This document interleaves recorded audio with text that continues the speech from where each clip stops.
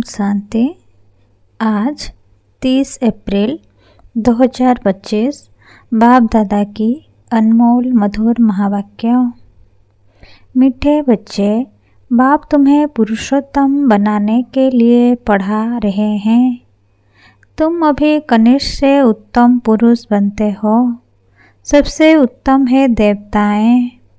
प्रश्न, यहाँ तुम बच्चे कौन सी मेहनत करते हो जो सतयुग में नहीं होगी? उत्तर, यहाँ देह सहित देह के सब संबंधों को भूल आत्माभिमानी हो शरीर छोड़ने में बहुत मेहनत करनी पड़ती है। सतयुग में बिना मेहनत बैठे बैठे शरीर छोड़ देंगे। अभी यही मेहनत व अभ्यास करते हो कि हम आत्मा है, हमें इस पुरानी दुनिया पुराने शरीर को छोड़ना है, नया लेना है। सतयुग में इस अभ्यास की ज़रूरत नहीं। गीत, दूर देश का रहने वाला आया देश पराया। ओम शांति। मीठे मीठे रूहानी बच्चे जानते हैं कि फिर से यानी कल्प कल्प के बाद इसको कहा जाता है फिर से। दूर देश के रहने वाला आया है देश पराए। यह सिर्फ उस एक के लिए ही गायन है। उनको ही सब याद करते हैं। वह है विचित्र, उनका कोई चित्र नहीं। ब्रह्मा, विष्णु, शंकर को देवता कहा जाता है। शिव भगवानोवाच कहा जाता है। वह रहते हैं परम धाम में। उनको सुख धाम में कभी बुलाते नहीं, दुख धाम में ही बुलाते हैं।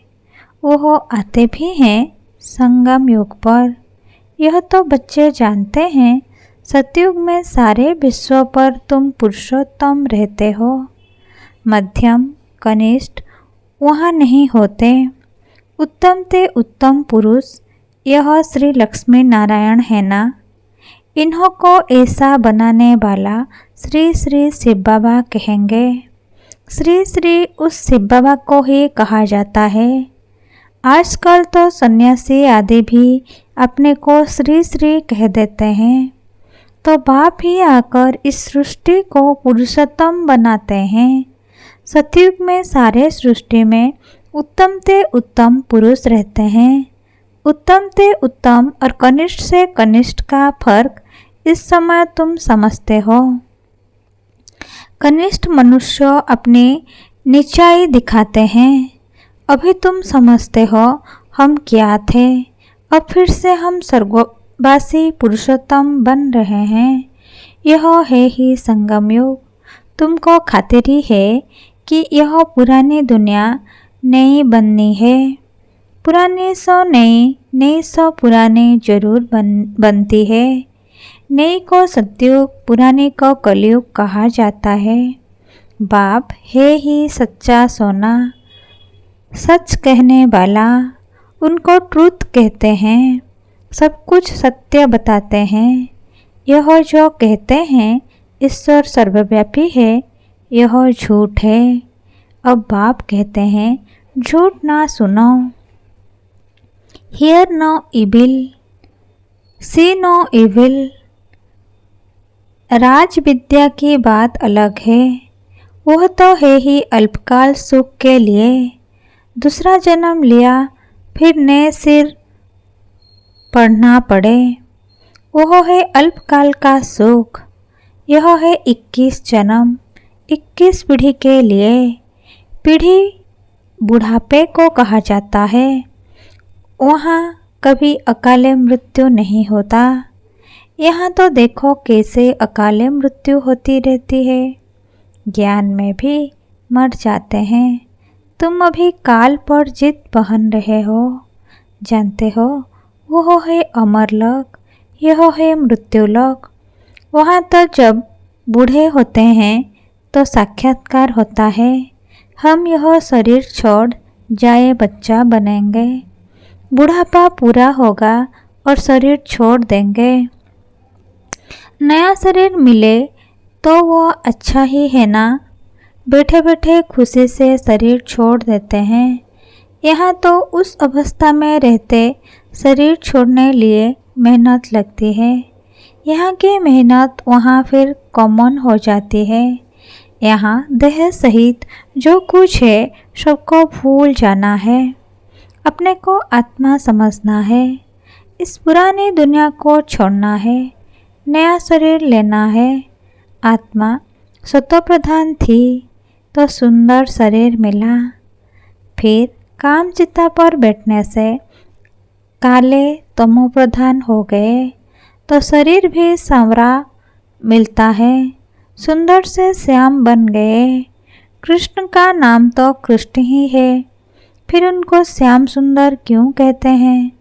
चित्रों में भी कृष्ण का चित्र सांवरा बना देते हैं, परंतु अर्थ नहीं समझते।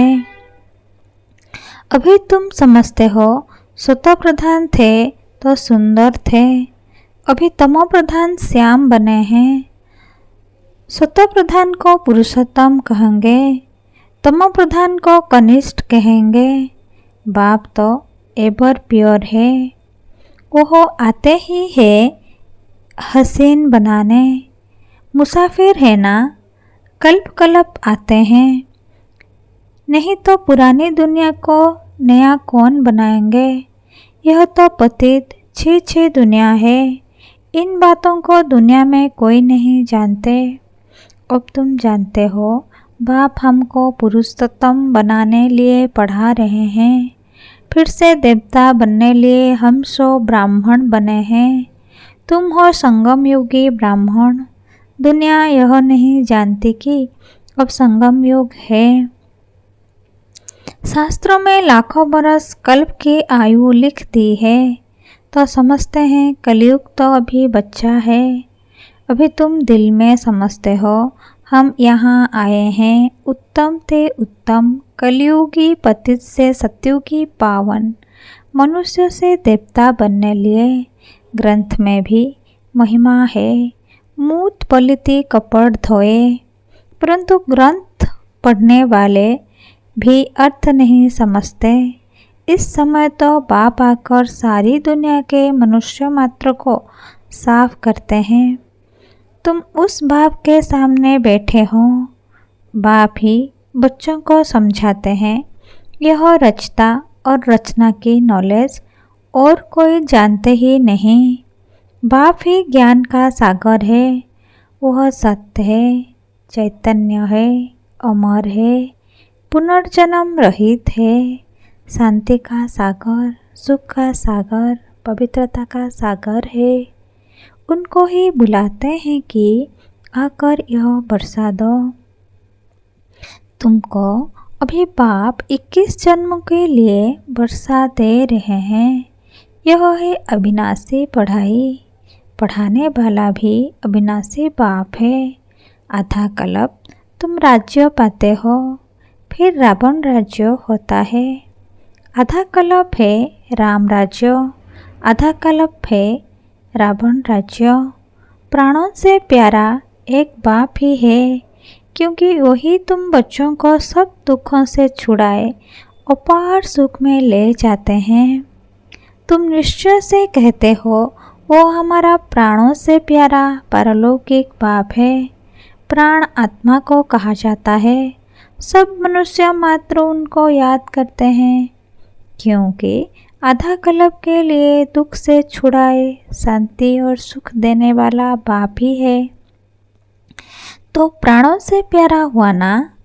तुम जानते हो सतयुग में हम सदा सुखी रहते हैं, बाकी सब शांति धाम में चले जाएंगे। फिर रावण राज्य में दुख शुरू होता है। दुख और सुख का खेल है। मनुष्य समझते हैं यहाँ ही अभी अभी सुख है, अभी अभी दुख है, परंतु नहीं। तुम जानते हो स्वर्ग अलग है, नरक अलग है। स्वर्ग की स्थापना बाप राम करते हैं, नरक की स्थापना रावण करते हैं, जिसको वर्ष वर्ष जलाते हैं। परंतु क्यों जलाते हैं, क्या चीज़ है, कुछ नहीं जानते। कितना खर्चा करते हैं, कितनी कहानियाँ बैठे सुनाते। राम की सीता भगवती को रावण ले गया। मनुष्य भी समझते हैं ऐसा हुआ होगा। अभी तुम सबका ऑक्यूपेशन जानते हो। तुम्हारी बुद्धि में नॉलेज है। सारे वर्ल्ड की हिस्ट्री ज्योग्राफी को कोई भी मनुष्य मात्र नहीं जानते होंगे। बाप भी जानते हैं। उनको वर्ल्ड का रचयिता भी नहीं कहेंगे। वर्ल्ड तो है ही। बाप सिर्फ आकर नॉलेज देते हैं कि यह चक्र कैसे फिरता है। भारत में इन लक्ष्मी नारायण का राज्य था। फिर क्या हुआ? देवताओं ने कोई से लड़ाई की क्या? कुछ भी नहीं। आधा कल्प बाद रावण राज्य शुरू होने से देवताएं वाम मार्ग में चले जाते हैं। बाकी ऐसे नहीं कि युद्ध में कोई ने हराया। लश्कर आदि की कोई बात नहीं। ना लड़ाई से राज्य लेते हैं ना गंवाते हैं। यह तो योग में रह पवित्र बन पवित्र राज्य तुम स्थापन करते हो। बाकी हाथ में कोई चीज़ नहीं। यह है डबल अहिंसा। एक तो पवित्रता की अहिंसा, दूसरा तुम किसको दुख नहीं देते। सबसे कड़ी हिंसा है काम कटारी की, जो ही आदि मध्य अंत दुख देती है। रावण के राज्य में ही दुख शुरू होता है। बीमारियां शुरू हो जाती है। कितनी ढेर बीमारियां हैं। अनेक प्रकार की दवाइयां निकलती रहती है। रोगी बन पड़े हैं ना। तुम इस योग बल से 21 जन्मों के लिए निरोगी बनते हो। वहाँ दुख व बीमारी का नाम निशान नहीं रहता। उसके लिए तुम पढ़ रहे हो। बच्चे जानते हैं भगवान हमको पढ़ाकर भगवान भगवती बना रहे हैं। पढ़ाई भी कितने सहज है। आधा पौना घंटा में सारे चक्र का नॉलेज समझा देते हैं। 84 जन्म भी कौन कौन लेते हैं यह तुम जानते हो। भगवान हमको पढ़ाते हैं, वो ही निराकार। सच्चा उनका नाम है शिव।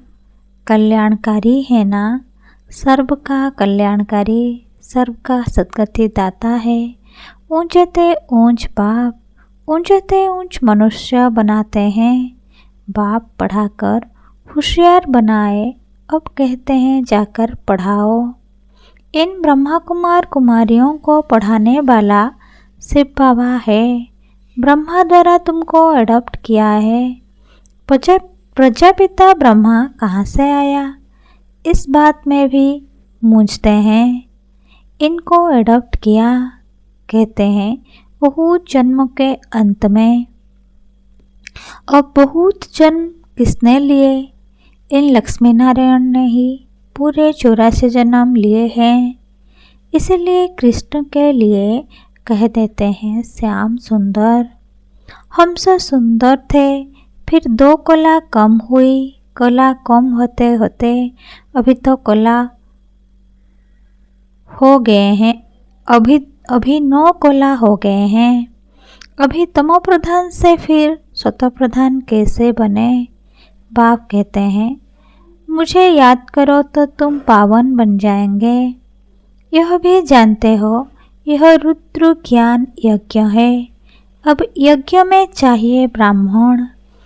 तुम सच्चे ब्राह्मण हो, सच्ची गीता सुनाने वाले, इसीलिए तुम लिखते भी हो सच्ची गीता पाठशाला। उस गीता में तो नाम ही बदल दिया है।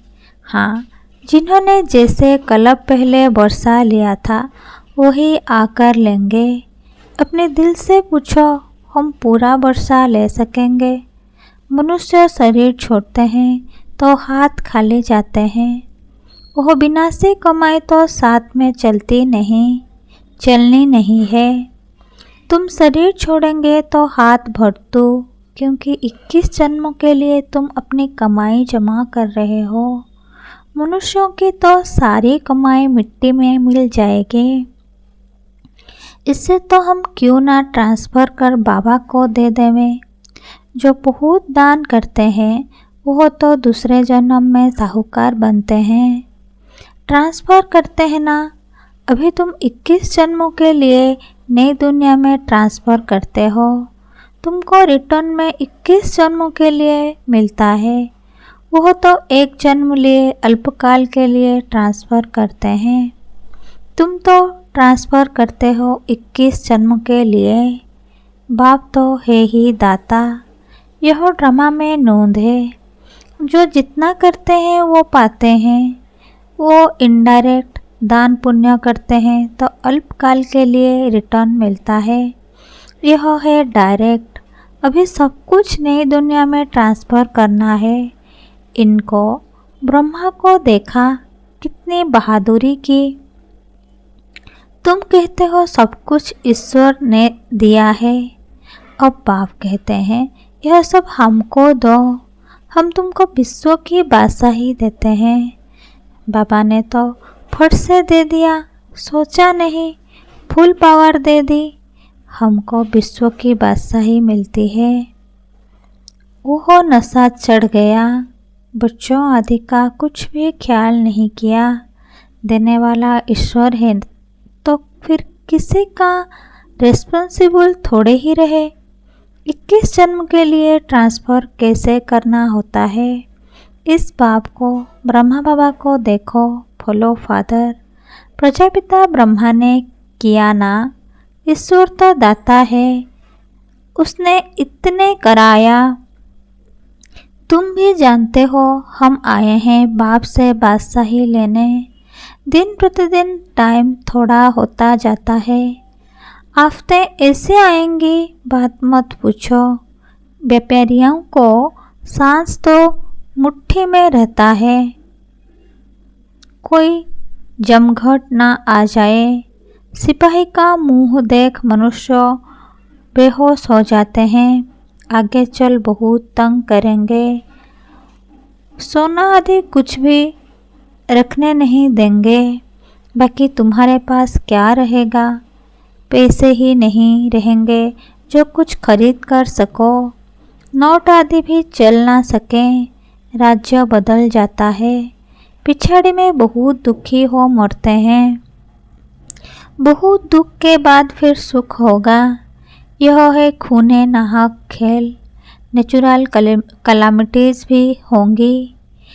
इससे पहले बाप से पूरा भरोसा तो लेना चाहिए। भल घूमो फिरो, सिर्फ बाप को याद करते रहो तो पावन बन जाएंगे।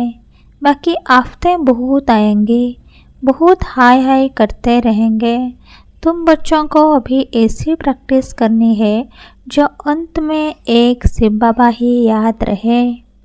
इसको उसकी याद में ही रहकर शरीर छोड़ें और कोई मित्र संबंधी आदि याद ना आए। यह प्रैक्टिस करनी है।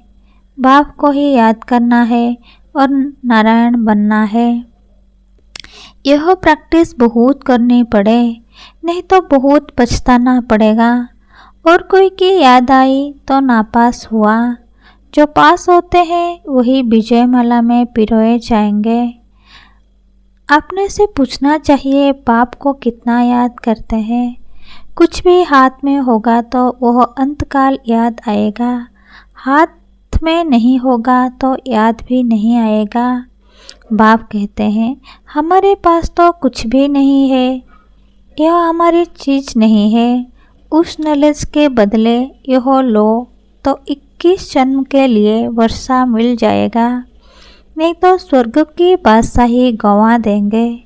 तुम यहाँ आते ही हो बाप से वर्षा लेने। पावन तो जरूर बनना पड़े, नहीं तो सजा खाकर हिसाब किताब चुक्त कर जाएंगे। पद कुछ नहीं मिलेगा। श्रीमत पर चलेंगे तो कृष्ण को गोद में लेंगे। कहते हैं ना, कृष्ण जैसा पति मिले व बच्चा मिले। कोई तो अच्छी रीति समझते हैं, कोई तो फिर उल्टा सुल्टा बोल देते हैं। अच्छा, मीठे मीठे सिकलधे बच्चों प्रति माता पिता बाप दादा का याद प्यार और गुड मॉर्निंग। रूहानी बाप की रूहानी बच्चों को नमस्ते। हम रूहानी बच्चों के रूहानी माता पिता बाप दादा को याद प्यार गुड मॉर्निंग, नमस्ते नमस्ते नमस्ते। शुक्रिया बाप दादा, शुक्रिया। धारणा के लिए मुख्य सार नंबर 1, जैसे ब्रह्मा बाबा ने अपना सब कुछ ट्रांसफ़र कर फुल पावर बाप को दे दी, सोचा नहीं ऐसे फॉलो फादर कर 21 जन्मों की प्रारब्ध जमा करनी है। नंबर 2, प्रैक्टिस करनी है अंतकाल में एक बाप के सिवाय और कोई भी चीज़ याद ना आए। हमारा कुछ नहीं, सब बाबा का है। अलफ और वे इसी श्रुति से पास हो विजय माला में आना है। वरदान, मनसा पर फुल अटेंशन देने वाले चढ़ती कला के अनुभवी विश्व परिवर्तक भव।